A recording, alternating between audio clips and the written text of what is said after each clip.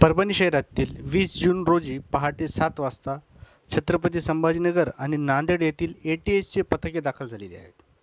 यात काही भागामध्ये घराची झडतीची कारवाई सुरू केलेली आहे. या कारवाईमुळे शहरात विविध प्रकारची चर्चा ऐकण्यास मिळत आहे.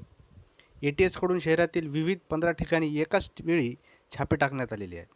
कारवाईमध्ये 20पेक्षा अधिक जणांचे पथक आलेले आहे, असे सूत्रांनी सांगितलेले आहे. यामध्ये धार रोड परिसरात मुमताज कॉलनी, जनता मार्केटजवळ एक दुकानावर, जवाहर कॉलनी यासह काही भागात पथके सकाळपासून घराची झडती घेत आहे. हे सर्व कारवाईमध्ये छत्रपती संभाजीनगर, नांदेड येथील ATSचे अधिकारी असून हे सर्व प्रक्रियेबाबत कमालीची गुप्तता पाळली जात आहे. पथकाची वाहने देखील एकसारखी आहेत. यातील काही ठिकाणी छापा कारवाई प्रक्रियेला अधिकारी येऊन आलेले वाहने एकाच प्रकारची व त्यावर ठराविक कोडिंग असल्याचे सिम्बॉल लावलेले आहे. सर्व पथकासोबत स्थानिक पोलीस यंत्रणेकडून शस्त्रधारी फौजफाटा देखील देण्यात आलेला आहे. आता हे छावणीचे स्वरूप आलेलं आहे.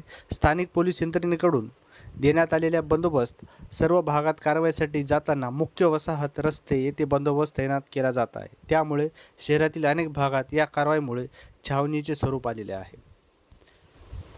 छत्रपती संभाजीनगर आणि नांदेड येथील पथकाकडून सर्च वॉरंट घेऊन नियमित तपासणी प्रक्रिया सुरू झालेली आहे. 15 ठिकाणी ATS पथकाकडून तपासणी झालेली आहे. स्थानिक पोलीस यंत्रणेकडून आम्ही बंदोबस्त सोबत दिलेला आहे, असे तानाजी चिखले, अप्पर पोलीस अधीक्षक, परभणी यांनी सांगितलेलं आहे.